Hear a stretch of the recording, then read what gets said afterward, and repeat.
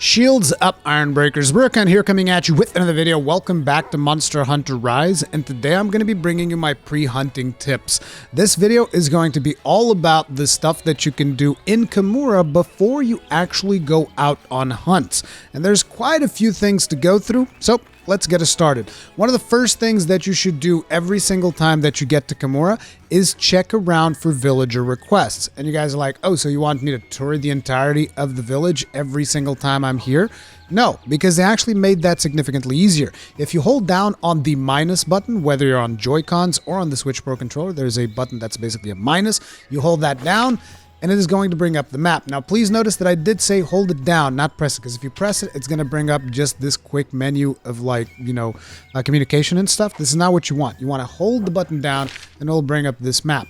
Whenever there is a request, a villager request in Kamura, it is going to show up in here. As you can see right now, we have a request over in the Gathering Hub. Now, I already know that, unfortunately, the stuff that I have currently on this character aren't actual villager requests. It's just notifications indicating that there are new things that some of the characters have for you. So, like, for instance, this guy right here says, I got some special news for my favorite customer. I got some new stock for you since you're doing such a great job. So this is just to let you know that the merchant has new stock. And this one is going to be about informing you that there's new food in the dangos and stuff. But every now and then, some of these messages that show up are going to be villager requests, which, by the way, you can check if you have villager requests active or not. If you go to the menus, and then in the menus you go to side quests, and there is a requests option there. You can actually scroll to the side to pending, and that will tell you what are your currently active requests. And you want to do these, you don't have to do them instantly. Like if you feel like just going on a hunt or something, you don't have to instantly do these requests, but you should try to be completing them because they're going to give you new and interesting things. So for instance, in my case, if I complete this cultural exchange thing, it's going to give me an additional submarine. And you guys are like, well, why do I need a submarine? We'll get into that a little bit further in the video when we talk about argosy trading. But just know you should be doing these requests, and whenever you come back from a hunt, it's a good idea to basically look at the map and, just see if there's any new things that you can go and do. And also, since you can basically instantly teleport anywhere in the village, once you identify that there's a location that's got requests for you, then you just go to that specific location and, you're instantly transported there. There's no loading time. This was not edited. This is the actual loading time, which there isn't any. But, yeah. That is villager requests. Very important. Make sure that you check for them every single time. If you look to the top right-hand side, it's also showing you currently what are the progressions of the stuff that you can do. So in order for me to progress in the 1-star Gathering Hub quest, which is the blue section, I need to go there and do 3 more quests. In order to progress through my village 4-star quests, I need to go and complete 5 more quests in the village. This is just information for you to be aware of your current progression level in the game. But now, another very important thing that you want to check when you come to Kamura is notice how right here we have the regular Kamura music, right? You're just like enjoying the themes of Hinoi and Minoto singing and stuff. It's pretty cool. And then, if you come close to Kagero, notice that the theme has changed completely. There's like this kind of carnival almost type thing going on. The reasoning for this is whenever you hear this music around Kagero, it means that there is a sale going on. So that means that you can basically buy items a lot cheaper than usual. So you want to pay attention to these sales in case you want to really load up on a particular material. You should wait for the sale because these sales come around pretty often. So if you really want to load up on something, wait for a sale, come in here, and then just buy it as much as you want. Another important thing about Kagero is that there is a lottery whenever there is a sale. I already used up mine, so I can't show you guys right now, but basically you just come in here, you press the button for the lottery, and you buy the lottery. You usually get a bunch of consumables, and sometimes you may get some cosmetic stuff to customize your room as well. So in my opinion, it's always worth it to play the lottery. It costs 500 zeni, and usually the materials that you get from it are worth more than 500 zeni. So it's usually worth just coming down here playing the lottery. Now, another interesting thing that you'll see here in Kagero is the Read Amiibo. I don't know if you guys have amiibos or not, but basically every single day you can scan 3 different amiibos and you get basically 3 draws of the lottery, regardless if there's a sale on or not. You just come in here, press read amiibo, you put an amiibo down to your controller, boom, you get a lottery spin, and you get a couple of consumables. I know that some people will say, oh, it's pay to win because amiibos. It's like the materials that you get from this are not that big a deal. It's just nice to keep racking those up. So if you do have the amiibos, take advantage of it. If you do not have the amiibos, it just means you'll probably have to go out a couple of more times and collect your own materials. Or you can do the Argosy trading that we're going to be talking about in a minute. Now, as you progress through the game, eventually Kagero is going to give you the option to meld charms. So that's another thing that you might want to check up on between hunts. Just come to Kagero, check up on your charms. There will be a different option here. It will say melding charms. Now, one bit of advice that I would tell you about charms is don't actually, get obsessed on the first couple of charm things that you get, because they're not amazing. So like get in there, try to get like 1 or 2 skills that you might want, and then start saving up your materials, because when you want to be doing actual charm melding is when you get to the end of the game, pretty much, because that's when they unlock the best melding rituals. That's when you really want to be using your materials. So early on, when you get melding, just, get a couple of charms. Don't over obsess about it, because I know I did, and I burned a lot of materials melding charms, which I later regretted when I got the final melding rituals, which, I should have known better, but I'm an idiot, so whatever. But ultimately, do whatever you want with the melding of charms. Again, I don't want people to think like I'm sitting here preaching. These are just my advices to you. Now, we're going to be going into the Buddy Plaza, because there's a couple of things that you might want to be doing here as well. So number 1, let's talk about scouting buddies, because some of you guys might not be aware of how scouting buddies actually works. So I'd like to give you guys a very brief explanation.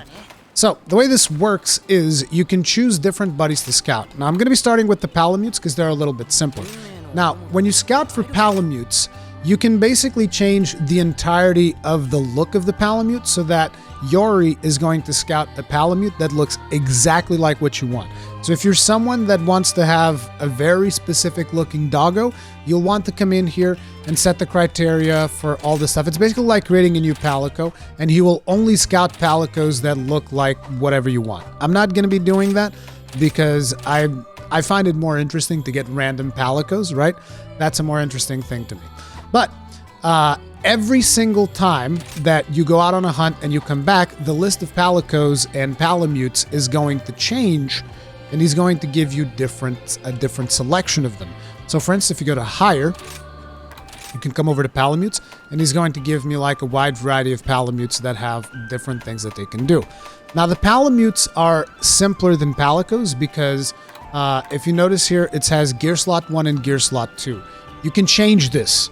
For every single Palamute, you can change it. It's not a big deal at all. So in terms of the gear that your Palamutes get, it's always going to be the same. They start with dual-bladed chain and steel fang, and you unlock more Palamute gear further on, which gives you some options as to what you can do with your Palamute. The important thing when you are trying to hire a Palamute is the passive skills, which is going to be on page 4 of Buddy Info. And it's like, I could do a whole video just explaining this, but I'm going to give you the very basic rundown. Equipped skills. Those are the skills that your Palamute can have. And I know that there's going to be some veterans like, okay, but in GU I could teach them skills and what. This is not like GU. As far as I can tell, through my 100 hours of gameplay, I did not get an option that allows me to train the Palamutes. So basically what you see here is what you get forever in the Palamutes that you hire. So keep that in mind and choose your skills wisely. If you press down on the right analog stick, you can actually come and analyze what each of these passive skills do. And this is the only thing that you need to pay attention to when you are hiring Palamutes, okay? So for instance, this one has status effect, status stack up and attack up L. It's good if you want to like play around with status effects and whatnot. This would be a decent Palamute. By the way, the skill memory increases. I don't know if it goes up to 4 or 5. I think it goes up to 5. I'm pretty sure it goes up to 5. But yeah, you'll be able to equip more than just the 3 skills that you got there. As you level them up, they will unlock more and more skills. But just keep in mind that with the Palamutes, the only thing that matters is the passive skills, because the gear, you can change it around whenever you want. Now for the Palicos, it's a little bit different. Palicos are much trickier, okay? So Palicos, for starters, have types. So if you go to Palicos and you select the types you want to scout, once again, you can select all different, you can basically make a Palico just like you're creating it, and you will only scout Palicos that look exactly like your specifications. But the important thing with the Palicos is choosing a support type. There's several support types for Palicos. The healer, pretty much self-explanatory, is going to have healing spells. The assist is going to have trap spells. I'm calling them spells, they're called abilities. The assist is going to have healing abilities.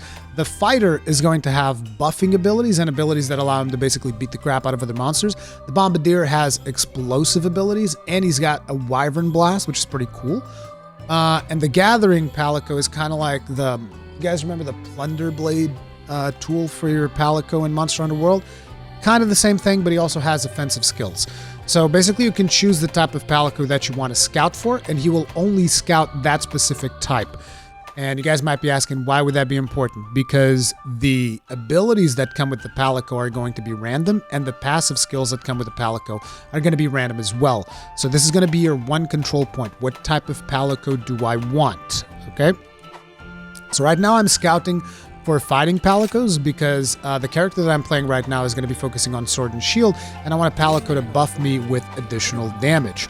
So if you go into the Palicos here, you can see that these are the Palicos that he's scouting for me because it's only fighters. And they have the following moves. They actually call them moves. I thought they called them abilities. It has the equipped moves. These are abilities that the Palico is going to be able to use throughout the hunt. He's going to be using them whenever he sees fit. Obviously, if you use the Fell Vine, which is something that you can use in a hunt, your Palico is going to become more aggressive, and I think it deals more damage, gets more defense, and gets more gauge, so he just starts going wild with using these skills, right? But basically, the skills are random. There are two skills that are set in stone for each Palico, and that is the top skill and the bottom skill. So if you get a healer, the top skill, bottom skill, always going to be the same. Assist, top skill, bottom skill, always going to be the same. Fighter, same thing. Notice we always have Rousing Roar and Furious. These are the two locked-in skills for the Palico, okay? Then you have all of these other skills that can be random. Like, for instance, this one's actually very interesting Palico right here. He's got Rousing Roar, which is one of his base skills. It increases, it gives you a buff. I think it even gives you earplugs or something like that. I forget what the exact thing for Rousing Roar is. It brings Healing Bubble, so it's going to put down those healing bubbles that you can break to heal yourself. Summon Endemic Life, which will give you extra wire bugs whenever he puts this down. He's got a trap, Shock Prison, which is really good. And he's got the Furious thing, which basically he just starts dealing way more damage. So you want to pick your Palico based on skills, on these abilities, but not just that, because he also has passive skills, which makes it very important that you pay attention to the passive skills as well to make sure that you don't get one that doesn't have good passive skills to synergize with that. So for instance, this one has critical attack up L, which is actually pretty good in my opinion, but I would also like to see something like attack up L or something like that. But then again, if you're going to put like a blunt weapon on him, you can also do something like Knockout King. So, you know, there's a bit of a give and take here. There's also range attack up, which is only going to work if you are using range skills, which in the case of this Palico, I don't think he actually has any. So it doesn't make it a particularly good Palico. But, you know, it's something to keep looking in on in between quests, because since all of this stuff is random, whenever he gives you a new list of Palicos to scout, you want to just come in and check in and see what is available to you right now. But that's kind of like scouting buddies in a nutshell. You'll get better at it as you experiment with different buddy types and whatnot. Just be aware that every time you go through a quest, you can come here and he's going to have a different list of Palicos and Palamutes for you to pick from. Okay? Next up, Feline Chief Kogarachi, MEOWCENARIES. You want to keep sending these out. You basically choose between 4 of your Palicos and Palamutes. If you haven't hired 4 yet, you can come over here to Yori and make sure that you have at least 4 on hand to constantly be sending out MEOWCENARIES, because this is basically free materials. You get to select the location, to send them to, they go to that location and you get materials for the things that they are doing. So for instance, the location that they're going to right now is Shrine Ruins. They've been through that set of bones. They've been through a Bullfango. They're now going through Nerzuros. Every single quest that you do, they advance one step. So basically after 5 quests, you're going to have a bunch of new materials that these dudes are going to bring to you completely for free. So you want to constantly send out the MEOWCENARIES every 5 quests or so. Something to keep in mind. Then you have Argosy Trading, which gives you the option to basically order specific things to be farmed by your Palamutes and Palicos. So you want to save some Palamutes and Palicos also to do this. Remember when earlier in the video, one of the requests that I have said it was going to give me an additional submarine? That means that I would eventually unlock another submarine and I would be able to have 2 buddies out just constantly farming stuff for you. So basically every single quest that you do, you're going to get another 1 or 2 materials of the one that you are farming for. So in my case, I'm farming for honey because you guys know honey is important to make mega healing potions and stuff like that. And there's a bunch of stuff that you can do with honey, so I always like farming a bunch of honey early on. So, you know, I just have one permanently farming honey. The 3 things that I've been farming on my main character have actually been honey, blue mushrooms for antidotes and stuff like that, and, well, not antidotes, herbal medicine. So honey, blue mushrooms, and scatterfish, because scatterfish is what eventually you're going to need to do mega barrel bombs. So, yeah, you want to keep this on. Also, you can do buddy bargaining if you really need to get additional things. Which basically, like, if you just use this, it costs 100 Kamura points, and it will get you more items per turn. At any point you want, you can come in here and just take all of the items that they've been farming, and they will continue farming in perpetuity. This is not like GU, where they become unhappy and you have to replace them with another Palico. There's no busy work. You just come in here, send them out to sea, and you can pretty much forget about them. They're just constantly farming items for you. If the thing becomes full, it will warn you and let you know, oh, this thing is full, you need to, like, replace it or something like that. And while we're in the Buddy Plaza, I might as well show you guys the COHOOT nest. There's a secret nest back here. If you go up this tree, which, as you can see, this COHOOT has been pretty much just like storing stuff in here, and you can basically gather. And sometimes you'll find some eggs that you can sell. Sometimes it'll be logging apples, which are very useful for sending out your dudes to get more materials, or sending them out through the MEOWCENARIES, or even for training. These are very, very useful to have. Now, naturally, the Palicos and Palamutes only level up if you are playing with them. But, you know, you get to a point where if you have, I don't know, 10 buddies or something like that because you like them and you want to have a different selection of buddies available to you, like, say, you know, for different weapons, I might want like a fighter for my sword and shield, an assist type for my gun lance, a healer type if I'm playing another weapon, right? And eventually, the ones that you are constantly using are going to level up, and the ones that you don't use are not going to level up. But for that, you have the buddy system, the buddy dojo here. And that's what this does. You basically put buddies training. I'll actually just put one training right now if I have one available. You put him training, and it'll cost you a certain amount of points. You can select how many training rounds you want him to train. Or you can put a logging apple in there, and it will just train for the maximum number of rounds. I think it's 10, right? Yeah, it's 10. But basically, let's just say we put this guy training for 1 round just so that you guys get an idea. And you confirm, and basically he's going to gain experience. He's going to gain experience in between every quest. And you can actually see him training over here. That's the Palico that we sent to training. He's going to be here fighting the Mecha Tetranodon. There's another Palico operating that. And that is his practice. Oh, look, he's taunting. That was pretty funny.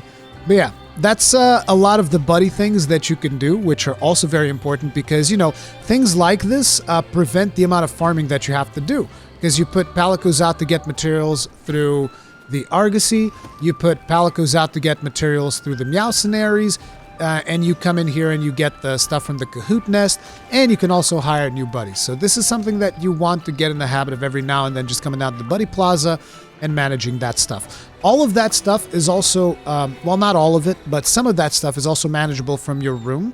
from a menu. So if you don't want to go to the Buddy Plaza every single time, you don't have to. As you can see, you have the option to manage the MEOWCENARIES from here and the Argosy as well.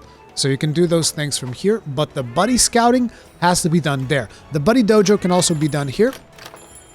Again, it's just the scouting that has to be done over by Yori, okay?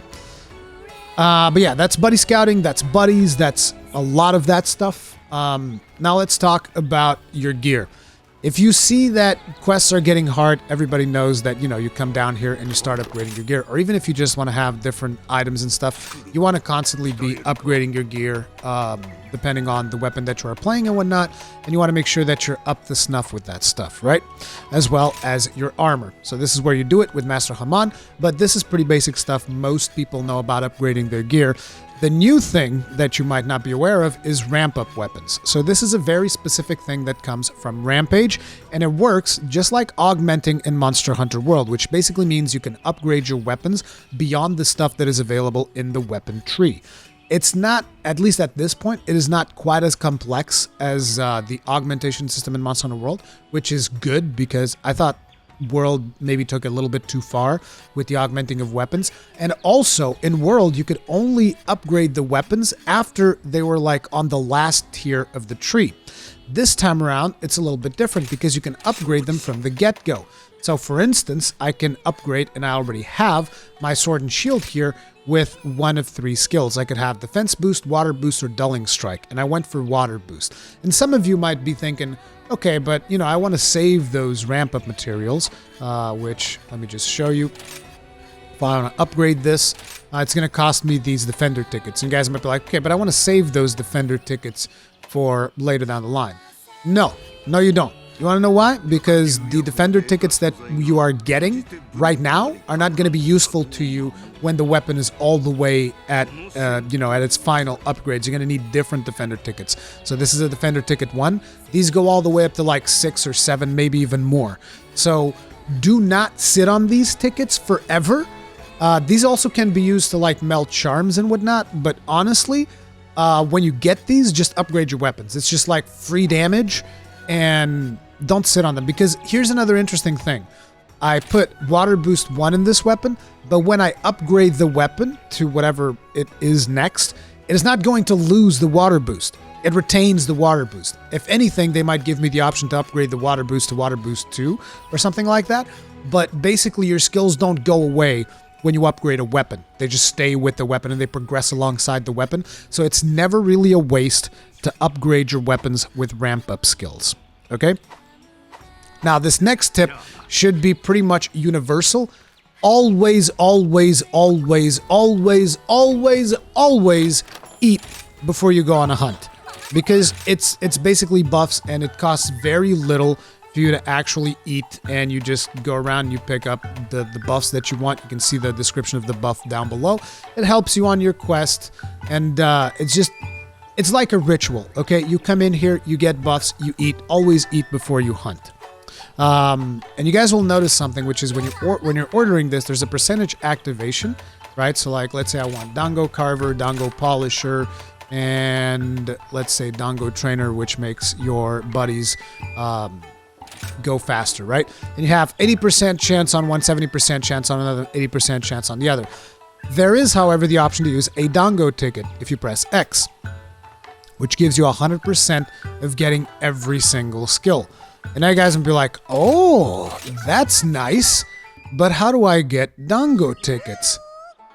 Yeah. The way that you get Dango tickets, I'm going to be skipping this. You have time to look at this animation. This video is already way longer than I initially planned. But the way that you get Dango tickets is you ask Yomogi to do something called the Motley Mix. So for instance, right now I have 17 raw meat, and I can cook that raw meat to make steaks, well-done steaks, which give you stamina when you're out on hunts. Or you can cook blue mushrooms and you get herbal medicine.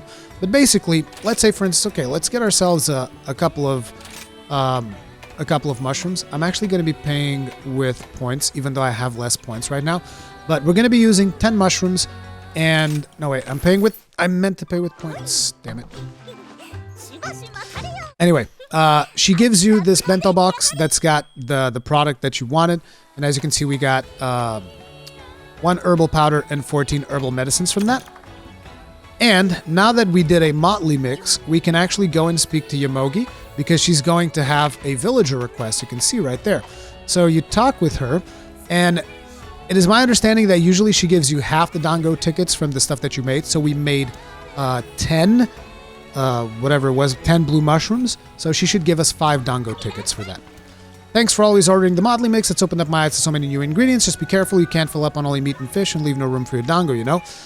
That's why to thank you, I'm going to give you a ticket for special Dango. She actually only gave me 2. Okay, I guess my initial assumption was wrong. So it depends on whatever you give her to cook and how much you give her to cook. She's going to give you Dango tickets based around that. But basically, if you want more Dango tickets to get 100% on your skills, that is how you do it. You do the motley mix, and after you do a couple of motley mixes, she's going to give you some tickets. Okay? So keep that in mind. There's also different kinds of tickets, some of them that you might use for crafting materials. There's 2 more tickets. One is buddy tickets, the other one is Kamura tickets. And I don't know exactly how to get Kamura tickets. I think some of them you get them from doing requests, and other ones you're going to be getting from just doing high-level quests and rampages. But buddy tickets, you get those by just doing quests where buddies participate in. I don't know exactly how many quests it is. I suspect it's 5 or 4, but basically every certain number of quests that you do where you take your buddies with you, which you should always take your buddies with you, you are going to get buddy tickets eventually. These will show up in the buddy plaza on the buddy dojo guy. He's just going to give you buddy tickets, and you will need those to craft things. Another important thing, speaking of buddies, there is another smith next to the regular smith, and as you craft materials for yourself, you're going to get scrap. And you can use that scrap to forge palico equipment, which, you know, you don't want to neglect your buddies because they are actually very useful. They're really helpful in hunts. So, you know, having better armor is going to allow them to survive better. Having better weapons is going to allow them to deal more damage or inflict status ailments if that is what you want, or just straight up deal damage. But yeah, as you can see, I've crafted some Azuchi stuff for myself, so I have 2 Azuchi scraps. So if I wanted to, I could just make like this Azuchi set right here. And you can do the same thing for your Palamute. Now, the Palamutes, however, are also going to have the Palamute gear. Palamute gear you obtain by fulfilling requests for this guy right here. This guy is going to have requests from time to time, which are going to unlock Palamute gear. And if you then go to the buddy board here, which allows you to customize your Palamute and Palico, you can actually go into Palamute gear, and you will see that the Palamute that I have equipped right now is Stefano. And I have the Heal Blade Scroll, which does AoE healing, and I have the Dual Bladed Chain, but you can swap that. I can have like this Guarding Parasol. Not exactly sure what that even does, but you know, it's able to block stuff for them.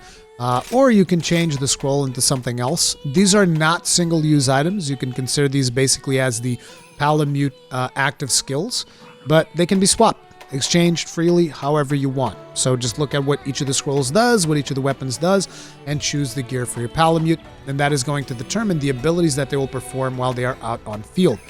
Also, remember to actually equip the buddy skills, because if you don't equip them, they're not doing anything. So for instance, right now with Gummy, I only have critical up S equipped because I still need to level him up more in order to be able to equip the other skills.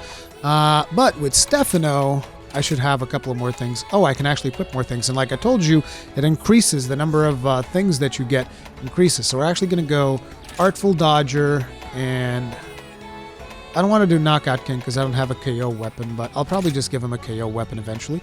But yeah, do remember to equip your passive skills as well. Otherwise, they're not really doing anything. And then obviously also equip them with actual equipment, which each buddy is going to have 3 things. It has a sword, it has a headpiece, and a chest piece. Upgrade them, equip them. Don't be like me. I've been neglecting these 2 buddies because this is from the character that I did 7 hours live stream yesterday. But in my main character, trust me, they are much better equipped. Much better equipped. And finally, for my final tip, before you go out on a hunt, just remember, all of this is before you even begin hunting. Before you go out on a hunt, go to the optional subquests and make sure that you always have 5 of these optional subquests active. Even if you don't plan on completing them instantly, activate them because there might a chance might present itself for you to actually complete it. So, you know, make sure that they're always active and pay attention to the rewards that they give, because, for instance, the drop materials, and sometimes the thing in here is part breaks and whatnot. That particular quest actually doesn't give as good rewards as the other one. It gives you materials, sometimes it gives you consumables, but the other quests give you armor spheres. And armor spheres is obviously, at least in my opinion, the more valuable of the two things. Logging apple is also pretty cool. So yeah, you basically choose whichever one you want. Right now I'm getting 12 golden spirit birds, and I'm doing quests in the flooded forest. These are very good because the quest in flooded forest and quest in location specifically, the location specific quest is always very good, has very good things for you to get. I always pick up the large monster hunting, so we'll pick that up. Let's go ahead and grab ourselves, I guess, account items and bones.